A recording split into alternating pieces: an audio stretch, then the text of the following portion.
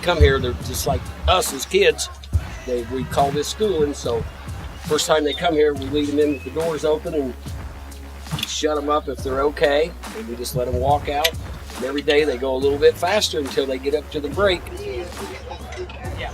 So that one there we had in there was a bad actor the other night. Got underneath the gate. Didn't stay in very well. Got mad at us, I guess. Like I said, it's usually like 7 times, but it depends on the horse. They're all different. They're like people.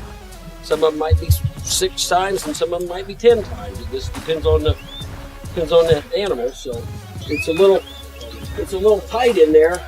It's a little dangerous sometimes.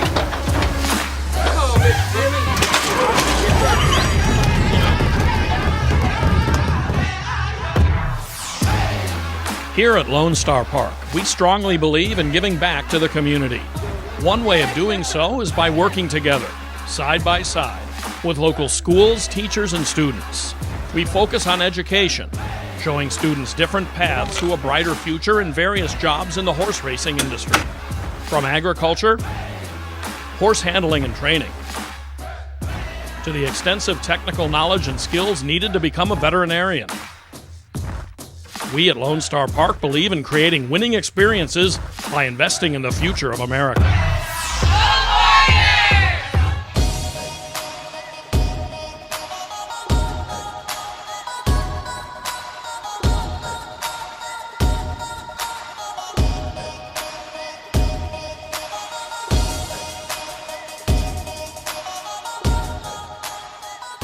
Today was the first day for a lot of our students to actually see a horse in person, and they get to touch a horse, and we even had one student got put on a horse, and so she was really excited about that. It opens up a whole new world of things that they have never experienced before. Right. The kids were really excited getting to touch the animals and brush their hair and sit on the animals, and it's just a whole new experience that they've never thought of before. Well, and it connected something that they learned previously to something that really does, that actually applies to some kind of job in the future.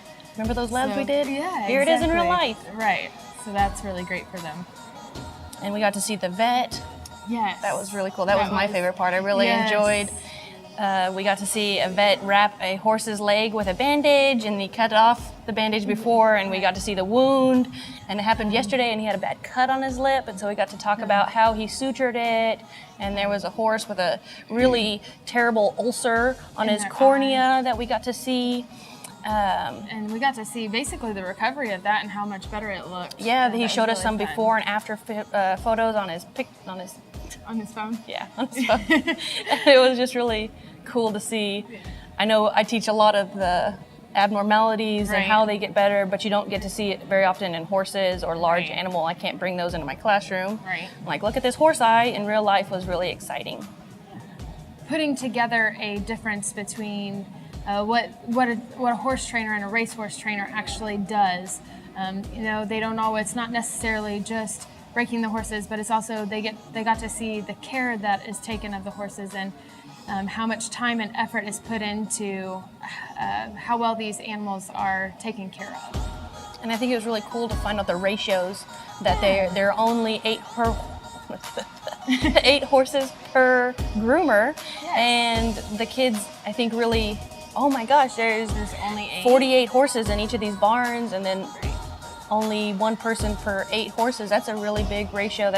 I teach more students than they can take care of horses, so they get really individualized care. I think they like learning about how well cared for the horses are. Right. You don't know. You get the bad videos and this and that, but it was really good for them to see that that's not all true, that there's always another side to that story, and that these horses are cared for, and well, they call them the kings and queens. Yes, the kings and queens of the racing industry. So that was great.